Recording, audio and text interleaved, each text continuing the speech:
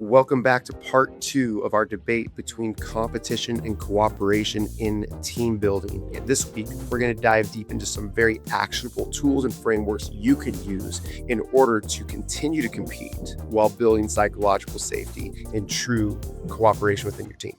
Welcome to The Hours. I'm Tyler Coston. This is Mark Cascio, and together we run SAVI Coaching. We're on a mission to revolutionize the way the game is taught and played. Each week, we'll break down the stuff that actually moves the needle. Practice design, shot selection, defensive principles, player development, you name it, and we'll talk about it. And before we get going, check right now and see if you're subscribed. If you're not, please hit the button. It's free. It only takes a second, and it helps us continue to share free content and improve the podcast every week. We appreciate you. Let's get into the episode. So there's a study done by Amy Edmondson, and the study is called Psychological Safety. And this one was a sport-specific study. And it found that the highest performing athletic teams actually thrive and perform, it's in the title, when everyone on the team feels safe contributing. No one feels unsafe for their contributions. And so the argument coming out of this one is, okay, competition can be at odds with safety. What are your thoughts there? I definitely agree that psychological safety is super important in building teams. Like, number one, I think Google did I don't know if that's the article that you're looking at. Google did a study that, forget the exact context, but like what is the most valued, or like what builds teams, what do great teams all have in common is psychological safety. There are no dumb questions. People are just feel safe to be themselves, to stretch beyond their limits. Like so many players that we have probably coached are like, well, I don't want to try that because I might fail at it, right? If we create psychological safety, then you have people taking risk and they're exploring and they're getting better. So yes, 100% agree on that. What was the second part? I forgot what the... So the question, okay, how do you create psychological safety in a competitive environment where it's like, all right, Mark, you and Tyler are competing for playing time, right? And so every mistake you make is being scored and will have an outcome of a reward or a punishment. I don't know the answer to that. I think there's many ways to do it. I just say, like, from my experience, what would come naturally to me is when somebody loses, it's like you're not being torn down for losing, or when you make a mistake, it's not being like, oh, you did that wrong, or you're yelled at, or, so it's all extrinsic motivation, it's like, I want to do this right. So I don't fail. I don't get yelled at. I don't get told I'm doing this wrong. So I think it just goes to a lot of the approach as a coach of, we're all here to get better. When you do fail, that's good. That's feedback. This is what's going to make you better, and your ability to fail forward and be able to take criticism is only going to benefit you. So, man, I don't know that I have a great answer to that, other than that would just come natural in me is like, we compete, but we don't tear down the losers. And we definitely don't. I don't think we have to even build up the winners. I think that's just kind of a natural consequence of I lost, I won, and you take that as feedback going forward. Another tool that can create the psychological safety that we both agree is so important is moving from a place of surprise to agreement. Here's what I mean by that. Mark and I are competing for playing time. We compete with very little communication and a lack of clarity on what the criteria for success and playing time actually is. And then we show up at game time and are surprised. I'll give you an example of this. Gosh, I had a lack of psychological safety throughout my entire basketball career. As a junior in college, no one knew on our team who the starters were until the locker room before game one. We'd been competing super hard. I shared like what he said. He doesn't change starters. No one knew the starters were. No, I take this back. I apologize. This was my senior year of college, actually. And my expectation was to be a starter. I started as a junior. And we had a transfer come in, whatever. Locker room for our first away game. Everyone on the whole team expected me. I was a starting point guard. And then I didn't start our first game. Dean Whalen did. Dean's name was in there and mine wasn't. And as soon as he wrote it on the board, the whole atmosphere of the locker room changed. And like afterwards, walking on the court, like everybody like came up and like checked on me, like, you good? Like everyone knew it was an issue, right? And I went in there and like jacked every time I touched the ball, got yanked immediately. Like, it was all bad, right? I was caught by surprise. Whereas if the coach, if that was his decision, his prerogative, had at the beginning of training camp said, "Here's my criteria," and also Tyler, like, don't come in expecting you're going to be the starter. Like, you're competing, and here's what my criteria is. Touched in with everyone and me throughout the 2 week of training camp. Had told me one on one in a conversation, senior prior, I'm going with Dean, and here's why I think it's best for the team. I wouldn't have liked it, but I also wouldn't have been surprised. And our whole team would have performed better because there wouldn't have been this lack of safety. Like, oh gosh, no one's safe here. You might just get yanked for no reason.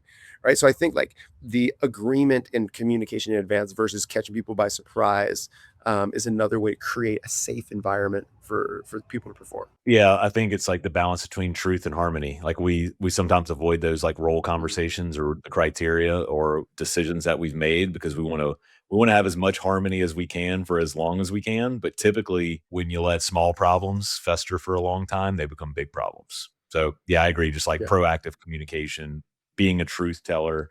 And you've talked a lot on the podcast about like the value of telling the truth and how to tell the truth to players, which I think is really good. So yeah, I would agree with that. Yep. I also think like there's something, like competition reveals truth in a lot of ways as well. Like if you're never competing, well, maybe we don't know who's the starter, right? If we're not competing hard enough and we just want Hmm. cooperation, well, then let's start both of them. And, then Hmm. someone else feels left out. And, but yeah, I think we've all like just go back to the balance of psychological safety and competition is like at some point you're going to have to pick your starting lineup and it can't be the day of the game, right? Like you experienced or whenever that was. You have to have the competition before the competition to say like, all right, we do have to go win a game. So due to our internal competition, these are the best five that we feel give us a chance to beat the other best five that we're about to play against. So yeah, I think if you're never in that competitive environment, you're not going to get better. You're not going to reveal the truth, but you have to have some sort of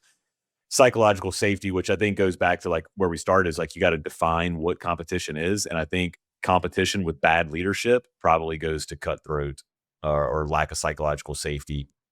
Competition with good leadership is probably the healthiest that we can get within a team environment. Agreed. Okay, I got 5 quick hitter questions for you. Let's do it. Are leaderboards only motivating for the top 10%? No, I'm going to say I think knowing where you stand is really important because a leaderboard or a cauldron or something like that should just be like affirming what you're seeing with your eyes. So I think that's a good truth telling mechanism. But here's the way that I would do that. I would probably start and give them no data, make sure everything was accurate. And then I might just share it with people that want to see it. Hey, we have this data. If you want to come in the office and see where you stack up, we'll show you. Or I might even just reveal the top five. That way, if you're on the bottom end, you don't lose the psychological safety, but it's still like I went in the office and I'm 7. Like, okay, well, I'm really going to compete so I can get in that top 5 and be on the leaderboard. How do you think the top 10% are feeling? Let's say there's 15 people on the team, right? So let's say the top 2, 3. When you post a leaderboard, what do you think the top 2, 3 feel? Feel good. Feel like they're the best. Yeah, yeah, I Doing agree. everything right. I agree. Yeah. I think they feel good, right? Overall. What do the bottom 2, 3 feel? They feel like crap. They feel bad, right? Yeah. And I'd say the middle 80% or 70%, they just kind of feel indifferent. They're like, okay, I'm not in the bottom, right? So they feel like they're safety in numbers. They feel like they're in the herd. You know what I mean? They're like, it's okay, and yeah, of course, I'm not in the top 3. I don't put in as much time as Charlie, right? So it's good. So I think that's how they feel. So if a leaderboard makes a few people feel good and a few people feel bad and most people feel indifferent, what's the point?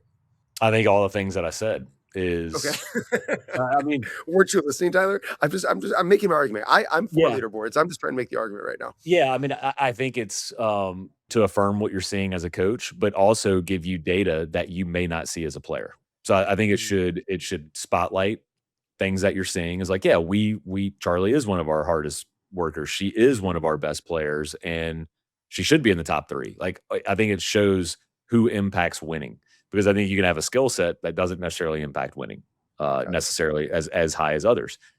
If you're one of those Yeah. players that maybe you're middle of the pack or bottom of the pack, I think objective data can be a truth tell. Like, just I think it's good to tell the truth. This is where you are. This is why your playing time is what it is, or why your role is what it is. But Mhm. I think you have to have the caveat or the system of, but this is what we're seeing, and this is how you can improve. This is how you can move up the ladder. These are Yeah. things that you need to improve on. Yeah. Full disclosure, I think I've moved myself a little bit away from leaderboards over the course of this research and competition. Just full disclosure. Next question. Is discomfort necessary for growth? Hey, really quick, if you're getting value out of the hours, honestly, you're going to love our school community. In Savvy Basketball, we've got all of our courses in the classroom. We are giving you film feedback on your team. There's community posts with coaches interacting and helping each other. And we take you through challenges to deep dive into different areas of coaching. So come check us out. The link is in the description below. We've got a 7-day free trial. So just come join for free. Is discomfort necessary for growth? Yes. Because I think discomfort means that you're pushing yourself to your limits. And if you never push to your limits, then I don't think you stretch your limits at all. And like I said too, in the competitive, like you've got to be able to develop some level of resiliency and toughness Mhm. in order to be the best version of yourself, whatever you're doing. Yeah, I agree with that. And that's the A in Savvy's adversity strengthens. We believe that discomfort is necessary for growth, but a savvy coach creates a safe environment to be uncomfortable. And I think that's the missing link in too many team environments. It's unsafe growth. It's you're throwing someone in with the sharks with no escape plan. Yeah, it's uncomfortable, but it's really dangerous as well. And most often they die. Okay, we joked about this. Are we becoming soft in sport culture? Are we becoming soft? Bob This Knight is would say yes. Yes. This Yeah. is actually a tough one for me to answer because I think in Okay. some ways, absolutely. I think everybody gets a trophy. Like, I know that's been like such a buzz cliche thing. It's almost like Mhm. this. I don't even want to talk about that part of it. But I Mhm. do think that is a level of soft. We have to create a B team and a C team and a D team for everybody to play. But like the other side of me, and maybe the bigger side of me is like, yeah, I think we're becoming more aware. Like, should we have a B team and a C team and a D team? Well, like, yeah, like if a fourth grader, or a seventh grader, or anybody wants to play basketball, why would we rob them of that opportunity? Like the goal Mhm. is for them to learn life lessons through sport and learn how Mhm. to be excellent. Because if you can be excellent in basketball, you can be excellent anywhere. Something that I've really changed on in the last 5 years. When I was a high school head coach at the sub varsity levels, not everybody played. And my stance was, yeah, you're on the team, but you haven't earned playing time yet, and we're playing to win. I'm building a program that is learning how to compete and how to win. If I was coaching a high school program right now, anybody sub varsity, I think I would say everybody needs to play because that is the Mhm. way you develop is like you need to play. And there's a lot of other factors that go into that. Maybe that's a little soft, but I'm looking at it from a parental perspective of like parents are showing up to watch their kids putting in all this time. I think that should come with some type of baseline of like playing time. So Mhm. maybe that is a little, I don't know if that's soft or just being a little bit more aware or having your priorities more in order. Yeah. I think anytime we label an approach or decision at soft or whatever, the label must be informed by the intent. Like, what's the intent of this team? What's the intent of this group? What's the intent of this exercise? Because you can't judge or grade something without knowing the actual goal and the outcome. And so I think, this goes back to the one we did a few months ago where Kendrick Perkins was arguing with Richard Jefferson about pressing when you're up 40, right? They had two different intentions. One party was saying this is about youth development. The other party is like, I'm creating killers. If your intent is to create killers, then you would judge playing time for everybody as soft. If your intent is to grow human beings and reward their investment in time, right? Then it's be like, man, what great leadership. It really just kind of depends on what your intent is. Yeah. Okay, I got two more for you. I think that's getting close to five. This again is going to intent. So this is an intent one. Do elite performers. Okay, so that's the intent. The intent is to grow and develop elite performers. Do elite performers need comparison? And I asked that question to even riff off what you said about competition isn't comparison, right? It's competing against yourself. And so my question is like pushing back on that a little bit in this scenario. Do those elite performers need comparison to be their best? Maybe this is semantics or a way to dance around the answer. I'm going to say they don't, though, because I'm going to say comparison. This is a Okay. phrase, comparison is the thief of joy. I think anytime you compare Mhm. yourself to something or someone else, you're always going to look at yourself as maybe like inferior of like, oh, I'll never have Tyler's ability to do this. So that makes me not good enough. Or you could go the other way and just think like, well, I'm better than Tyler at this, so I should be playing. I just don't think there's any benefit that comes out of that. What I do think the benefit is being pushed by somebody that's as good or better than you. So I Mhm. think that is the difference between like being pushed and being challenged and then comparing yourself or being compared to others. Yeah. Maybe we argued the wrong side of this thing because I'm going to say yes. I think the elite performers do need comparison. I think that Michael Jordan needed the Detroit Pistons and Isaiah Thomas and the Bad Boys to level Do up. you think Like but do I you would say think that. so? Go ahead. Because he was just I do. so intrinsically motivated to be the best.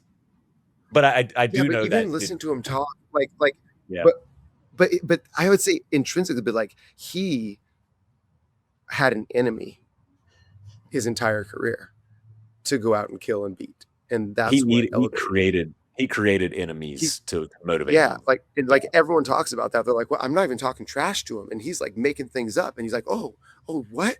Right? Like he needed that in order to be But his you're best. yes, my argument, since we are debating here, I think, Yes, would be yes, you're talking about one person. I was gonna say just how many other players would not be as good as they could be, would not fulfill their potential because they were comparing or being compared. I don't know if we know the yeah, answer to that, but that'd be my yeah. counter I mean, argument. yeah. I just feel like basketball is where I've like read the most and talked to the most, but I can't. On the flip side, I can't think of an elite basketball performer that wasn't motivated by the comparison of, oh, that guy just got paid. Oh, this guy just got an all-star not over me. Oh, this guy just got first team and I didn't. Oh, this guy went number 1 in the draft. Oh, I went number 26 in the draft. Like I just like that's what they always say when they talk about what got them to level up. It's just constant comparison. Yeah, you said something that was a good reminder for me. You're talking about elite performers. Mhm. Yeah, yeah. So, maybe elite performers, yes. Maybe I could get on board with that. I could think as I was talking, I kinda just went into a more general approach, but if we are talking about the top echelon, then yeah, they probably need some type of comparison, motivation, something like that, some type of enemy. I'm even thinking about like all the documentaries that we both watched about Larry Bird and Magic Johnson. And like that's all they thought about was the other guy for their entire career. What's Magic doing? What's Larry doing? Right? That was it. That was their only lens. And yeah, I think you see that so much, and I just don't know enough about other sports specifically. Um, but basketball is my example there. Yeah. Okay, I got last one here, and this is a tough one. How do you maintain standards without shame?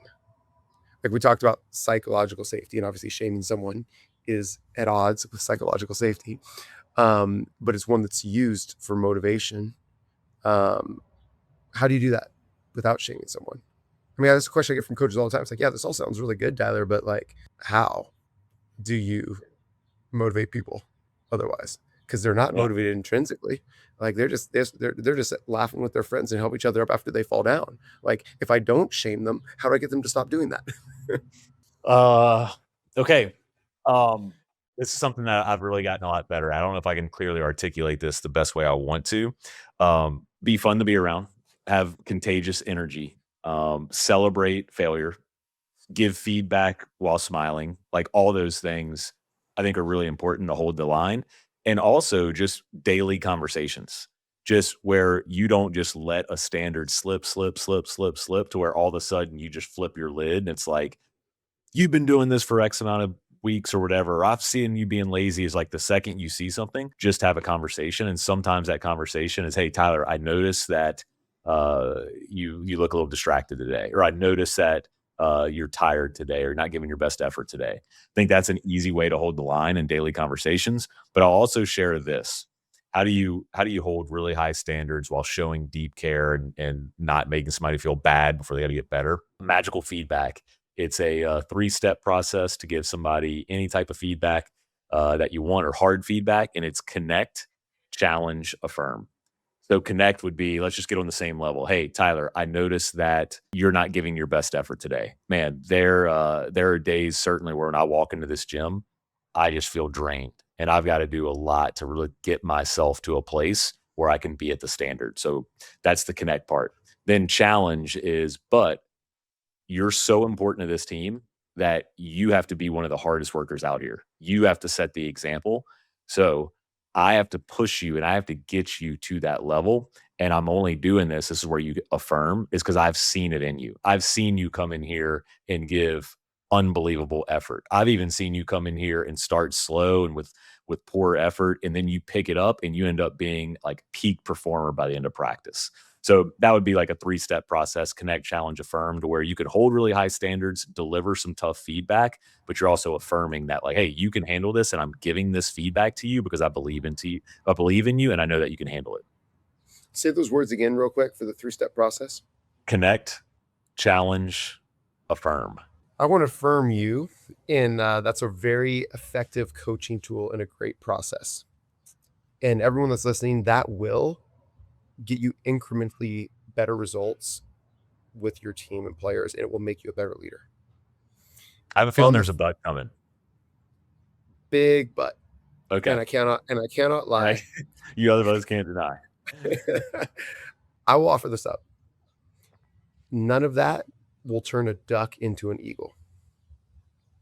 You can connect, challenge, and affirm all you want, but a duck is still a duck. And I don't think you can actually motivate a duck to become an eagle. They can just be a better duck. Agreed. I'm just going to offer up on the flip side. And again, I'm doing this somewhat for the sake of argument, but also, like, I think it can be pretty freeing as a leader and a coach as well. Like, you really can't motivate anyone to be something different, but you can help them adopt new beliefs to be the best version of themselves. Because if a player needs you to motivate them, they're never going to be great. The ones that are motivated themselves, they have a belief in themselves. They believe they're an eagle. And then because they believe they're an eagle, they're just going to continue to make eagle decisions and do eagle things.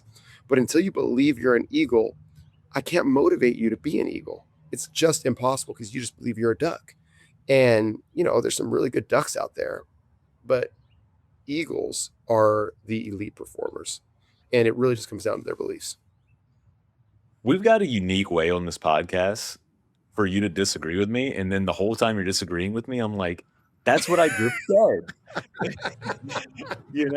So for instance, like competing, be the best version of yourself. If you're a duck, be the best duck that you can be. Don't compare yourself to an eagle because that's not you. And I do agree that, like, motivation is short term. If you have to motivate your team to play hard every game, you're not doing it right. Or you don't have the right, you got a bunch of ducks and you're playing in an eagle league. Discipline is long term. Consistency is long term.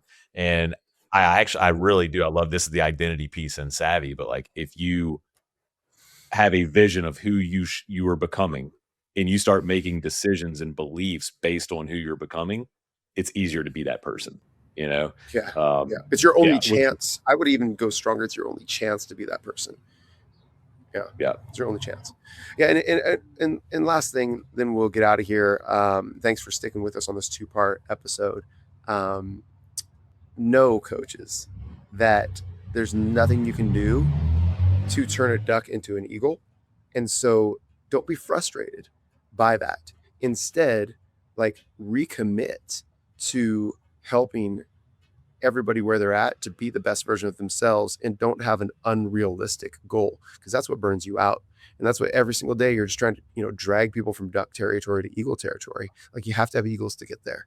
And but know that you can also do really, really good work with a bunch of ducks.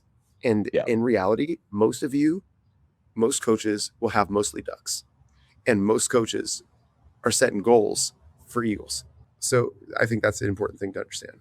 Yeah, quick story of a conversation I had with a coaching friend of mine. Actually, somebody I was leaning on for advice. I reached out to him, and this was preseason. He said, "Well, what's your goal for your team this year?" And I said, "Well, like, to win a state championship." And he goes, "Man, no offense, but every coach I talk to says that, and they, like, rarely have a chance to win a state title. What makes you think that you can win a state title this year?"